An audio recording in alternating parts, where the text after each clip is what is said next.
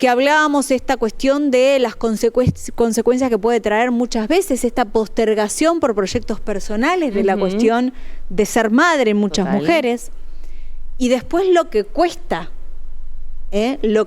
por esta decisión personal muchas veces poder cumplir también con el deseo de las que lo tengan de ser mamás o formar una familia. Y de algo que no se habla mucho, Luchi, es también de la fertilidad, que tiene que ver con el hombre muchas veces y no solamente con la mujer. Bueno, por ejemplo, el médico que cuando va una pareja que dice tenemos algún problema para ser padres, el médico que primero le hace hacer los estudios al hombre y después a la mujer es un genio.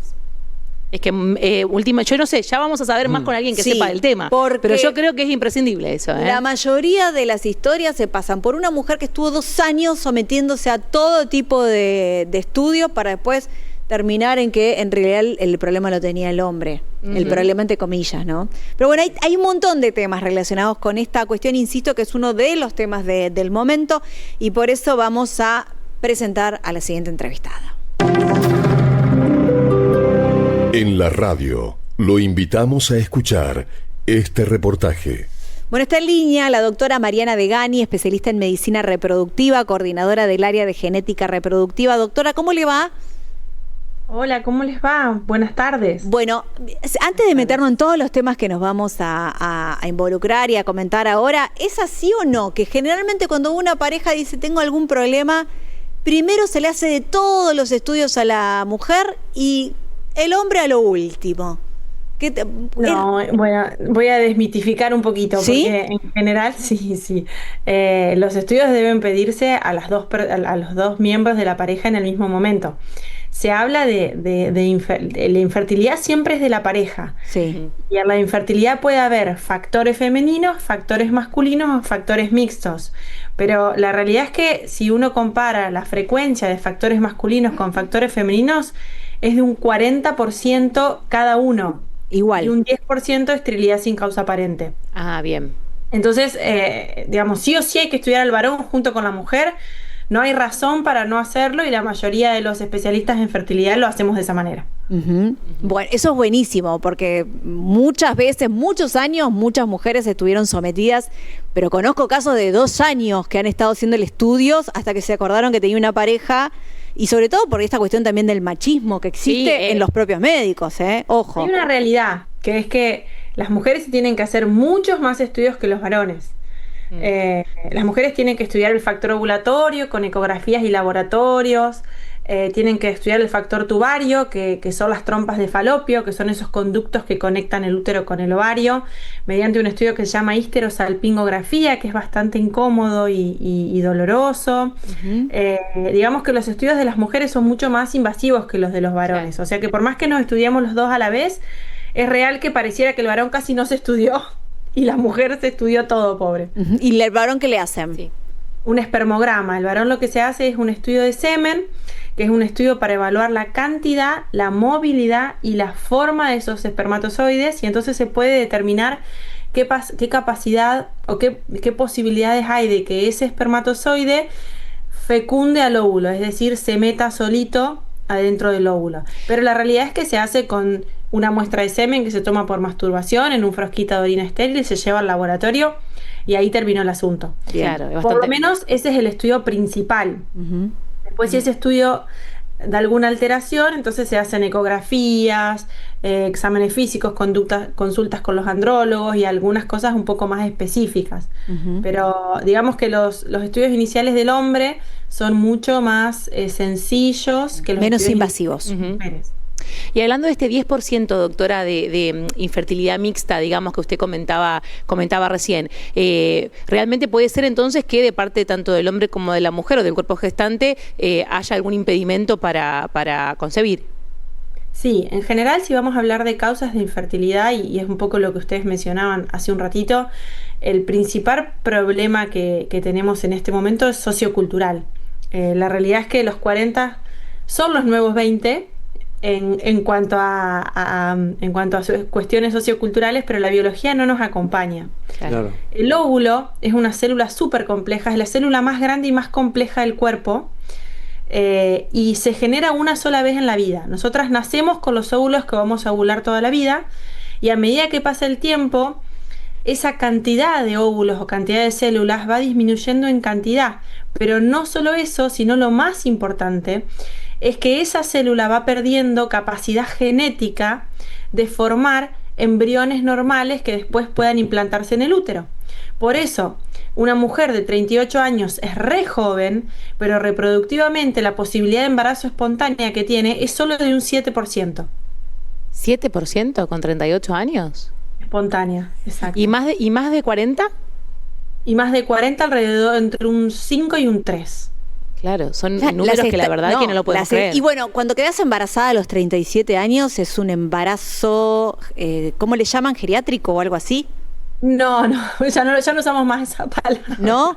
Yo me acuerdo que tenía 40 años y me decía, ¿cómo me dijeron en el médico que tengo esto? Y me parecía una cosa absolutamente violenta decir que una mujer de 37 años. Se habla de edad reproductiva avanzada, no edad avanzada, edad reproductiva avanzada cuando la mujer tiene más de 38 años. Ajá. Edad reproductiva muy avanzada cuando tiene más de 42 y edad reproductiva extremadamente avanzada cuando tiene más de 45. Pero esto tiene que ver sobre todo con esto que les cuento de la calidad del óvulo. Esto es algo que biológicamente no podemos cambiar.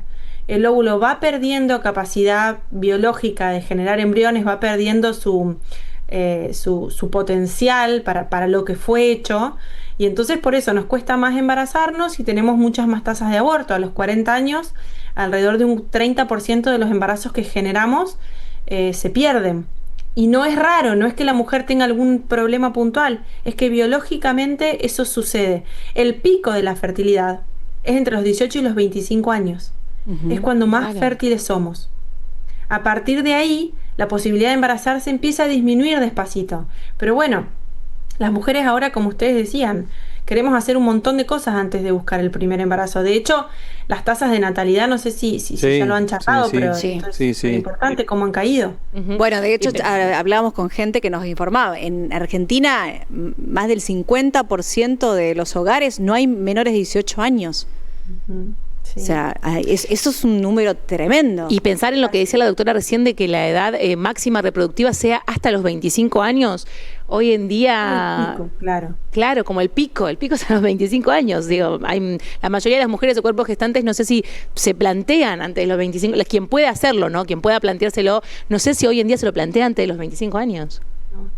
La realidad es que las sociedades internacionales, yo pertenezco a la IFFS, que es la International Federation of Fertility Societies, que es como la sociedad internacional que nuclea todas las sociedades científicas de fertilidad, están generando campañas para concientizar a la población sobre la importancia de tener hijos a edades en las cuales resulta más sencillo. Porque no es raro que hay mucha gente que piensa que a los 38, a los 40 puede tener hijos sin problema. Entonces se están creando campañas de concientización mundial, y no solo a la población, sino también al gobierno, para que el gobierno genere políticas que hagan que las mujeres y los varones quieran tener hijos. Mariana, es un problema que va a ser un problema económico, hasta económico en algún momento, porque no va a haber masa crítica que sostenga a la población jubilada. Sí. Las proyecciones son tremendas en ese sentido. Hemos dado cuenta aquí también con algunas notas. Yo quería consultarte, Mariana, ¿cuál es el mensaje que se puede dar desde este lugar donde estás parada vos en esta semana tan particular? Mencionabas, ¿no?, lo de la edad reproductiva, tener en cuenta esto, pero ¿cuál es el mensaje que vos decís? Mira, esto es importante que se sepa. Quiero que esto verdaderamente en esta semana aprovechemos para difundir esto. Lo más importante es que las mujeres, sobre todo las mujeres, porque son las que más tienen afectada su potencial reproductivo con el cambio de la edad, es que sepan que que su fertilidad se va a ver disminuida después de los 30 años, mucho más importante después de los 35. Entonces, que si tienen un plan de maternidad a corto plazo, no lo dilaten 1 o 2 años, porque 1 o 2 años después de los 35 puede significar necesitar un tratamiento de reproducción asistida versus embarazarse espontáneamente. Y lo otro súper importante es que si alrededor de los 35 años no tienen pensado ser mamás, es decir, van a diferir su maternidad, existe la posibilidad de criopreservar ovocitos. Eso es una herramienta espectacular que tenemos las mujeres en este momento. Es un tratamiento relativamente sencillo, corto, poco invasivo, bien tolerado, que hace que las mujeres puedan guardar los óvulos de ese momento y conservar el potencial reproductivo que tienen en ese momento. Y económicamente, guardando, ¿a qué costo sería? Claro. Por supuesto que es costoso, claramente, pero bueno, hay muchas mujeres que pueden llegar, hay empresas que están afrontándolo a sus empleadas, digamos, se puede buscar la manera de acceder. Bueno, el que no puede acceder no puede, pero muchas mujeres pueden y no lo hacen simplemente porque no lo saben.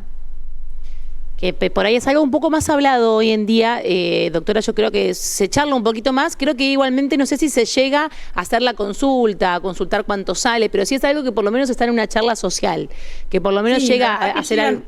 Muchas pacientes, Yo te diría que del consultorio, de las pacientes que veo, un 20% son consultas por criopreservación de ovocitos. ¿Y de cuánto estamos hablando más o menos? ¿Se puede saber un número? Muchas con las que hablo les digo, a ver, si hay plan de embarazo, embarazate. Claro. ¿Cómo? ¿De qué número? Porque hablamos esto de que escuchamos aparte muchas famosas que dicen, yo no quiero ser madre ahora, pero voy a congelar mis óvulos. Y creo que muchas de las mujeres que tienen esa idea de, bueno, quiero ser mamá cuando yo quiera, ¿de cuánto estarían hablando? Que económicamente, ¿de cuánto tendríamos que hablar el procedimiento? Porque eso no lo debe cubrir ninguna obra social. Y lo que conlleva también, digamos, la preservación. Claro, todos los meses, anual. Maternidad diferida no tiene cobertura. Sí lo tiene, y esto es importante, la maternidad diferida por causa médica. Sí, claro. Ahí también hay que estar atentos, porque las pacientes que van a hacer quimioterapia o que van a hacer algún tratamiento, por ejemplo, por una enfermedad autoinmune, esas pacientes sí tienen cobertura, claro, y tiene que estar atento el médico oncólogo o el médico reumatólogo que va a indicar el tratamiento. Y una criopreservación de ovocitos social debe salir como $3.500, una cosa así, el procedimiento. Y los mantenimientos anuales están alrededor de $300 por año. Claro. Bien. Mariana, ¿y esto está bueno para tener en cuenta también, sí, ¿no? De que hoy en día por ahí en Argentina hay una situación por ahí económica un poco compleja, como para pensarlo también, y a veces también demoramos, a veces escuchamos que las mujeres dicen, se demora también la idea de ser madre y demás por un tema económico también, porque querés terminar de recibirte de la carrera, tener una casa propia, tener movilidad, bueno, todas esas cosas importantes que también ¿crees que no podés mantener un hijo en tu situación económica actual muchas veces? Exactamente. Entonces por ahí es un combo que bueno, que por lo menos se está hablando más, por lo menos se está conociendo más y por lo menos nos estamos interiorizando del tema, y me parece esta semana importantísima para eso también.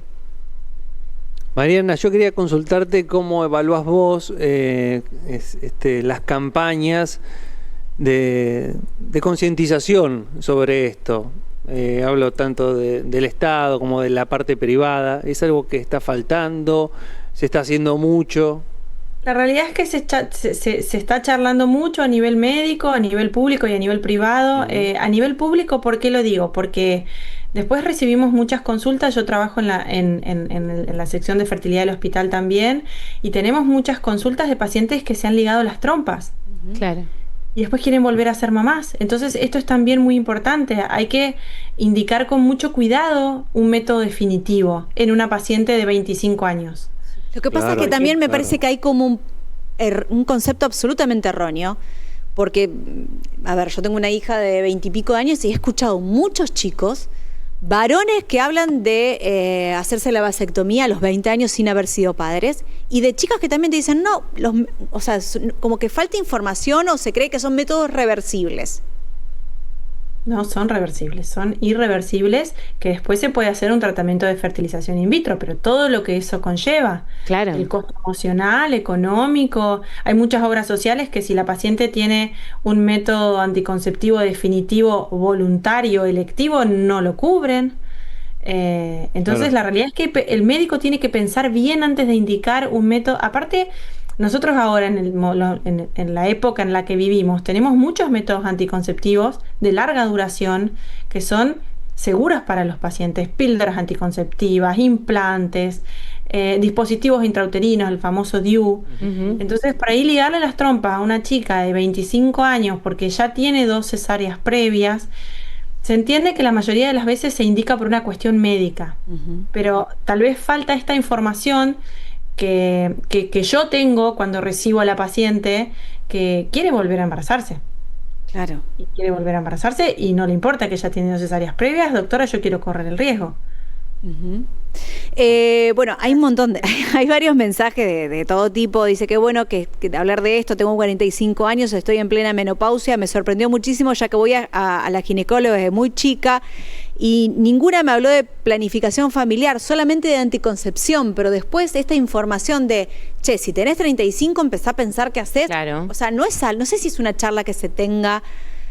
Bueno, ahora se ve que ha cambiado mucho por algunas, afortunadamente, porque los mensajes que tengo que le dijeron madre añeja, geriátrica y demás, y conozco muchos casos, no uno, pero y acá le mandan mensajes. Está bueno evolucionar y que se aprenda a respetar a la paciente.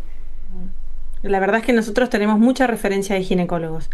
Los ginecólogos están muy atentos últimamente a esto de, bueno, no vas a ser mamá, no querés ser mamá ahora, hablemos de tu futuro reproductivo. Hagamos un análisis de sangre, veamos cómo está tu reserva ovárica, veamos cuánto tiempo real tenés. Y a lo mejor es solo tener la información. A lo mejor con que uno le cuente al paciente que esto puede suceder, ya le da tranquilidad. Y bueno, y el día de mañana, eventualmente, si le cuesta embarazarse o tiene que recurrir a ovodonación porque no pudo guardar sus óvulos, alguien alguna vez se lo contó. Eso es súper importante. Yo creo que la información es lo más importante de todo, porque si no nos quedamos en mitos, o lo que le contó una amiga de alguna amiga y demás, Totalmente. o estas cosas, ¿no? Estos términos que terminan haciéndonos sentir mal, que nos terminan llevando, digamos, a otras terapias, porque creemos que ya estamos fuera de toda posibilidad, o también esto, ¿no? Esto que pasa con los chicos jóvenes que no piensan que, bueno, resolver ahora lo que a lo mejor no saben que van a querer en el futuro también. Me parece que la información es lo más importante y esta fecha y esta semana también es clave para que eso pueda hablarse, aunque sea entre los grupos de amigas, y decir, bueno, ¿por qué no vas a hacer una consulta? Hacer una consulta realmente, no solamente que quede acá en esta charla. Totalmente. Sí, yo les agradezco porque la verdad que ustedes son gran parte de esto de que a la población le llegue esta información, porque me preguntaban cuál es el mensaje que querés dejar. Este mensaje que estamos dando juntos, que es pensá que la edad puede disminuir tus chances de embarazo a futuro y planificar tu futuro reproductivo consultando, por lo menos consultando. Y teniendo en tu poder la información y después con eso uno decidir qué es lo que quiere hacer. Me sorprendió mucho, creo que los que estamos acá, estas estadísticas que vos dabas a conocer de cómo desciende la probabilidad de quedar embarazada tan bruscamente o tan drásticamente, ¿no?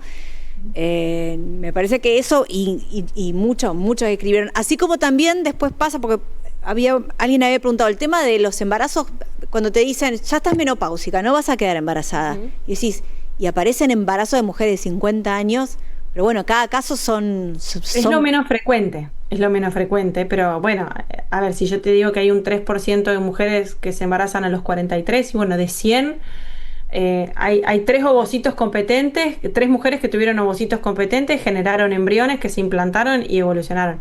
Pero la realidad es que, y bueno, obviamente que si la mujer no menstrua más, es decir, si está menopáusica, que no es lo mismo que tener 50 años, porque hay mujeres que a los 50 años todavía siguen menstruando. Sí. Que la mujer siga menstruando quiere decir que sigue generando óvulos, su cuerpo. Entonces, siempre y cuando la mujer siga menstruando, tiene posibilidades de embarazarse, aunque sean bajitas, si es una mujer de más de 40 años. Bien, y está bueno esto también porque hay como una premenopausia, una menopausia temprana en también mujeres menores de 40, o sea que... Sí, y en la premenopausia la mujer se puede embarazar, y siempre que la mujer esté menstruando se puede embarazar. Cuando la mujer ya no menstrua más, es decir, pasaron 2 años desde que no menstruó más y entra en el periodo que se llama menopausia, ahí biológicamente es imposible. Pero 2 antes años, sí. claro, pasan 2 años después, o sea que también hay que tener cuidado con esos 2 años. Sí. O sea, hay que tener muchas cosas en cuenta y hay que consultar. No, la cantidad de preguntas Consultar. que... Esta charla en realidad la tengo que terminar, Mariana, pero la cantidad de preguntas que podríamos sacar de acá, porque obviamente ya debe estar gente que... ¿Y cómo hago para saber cuántos óvulos me quedan? Se hace un análisis de hace sangre. un análisis, Es muy sí. sencillo. Se llama hormona antimuleriana, se puede hacer en cualquier momento del ciclo. Hay que pedirle nomás a su médico, ni siquiera hace falta que sea el ginecólogo, a cualquier médico que se la indique. Y después, obviamente, con ese resultado, sí, consultar con un especialista en fertilidad, porque si no, por ahí lo pueden malinterpretar, se pueden asustar, se pueden quedar tranquilos con un número que no es. Pero la realidad es que es muy sencillo, es un análisis de sangre o eventualmente una ecografía transvaginal. Bueno, nos quedan un montón de temas. Sí, pero muy interesante. ¿Usted, Pero muy Berico? interesante. Muy Súper interesante. Súper interesante. Muy Mariana, interesante, ojo que doctora. no te llamemos dentro de un tiempito y seguimos hablando de este tema, porque la verdad que me parece que es uno de los temas más presentes hoy en muchas mujeres y hombres también. Esto de, incluso hay mensajes que dice, ¿cómo hay mujeres que la cantidad de mensajes que piensan en tener hijos, que no piensan Que tener sí. hijos? Es uno de los temas de debate más actuales, me parece, en Sí, cuanto a, sí. a planificación de vida. Sí, porque es algo que el cambio sociocultural se ha dado muy rápido, muy rápido. Y hay que entender que la biología no acompaña y a veces no es fácil entender eso. Claro. Gracias, Mariana. Gracias a ustedes. Gracias. Gracias. La doctora Mariana Degani, especialista en medicina reproductiva, temazo. Temazo que da para largo, ¿eh? Queda para Totalmente. seguir charlando. Totalmente. 19:50. Cada tarde en Aire de Santa Fe pasan cosas.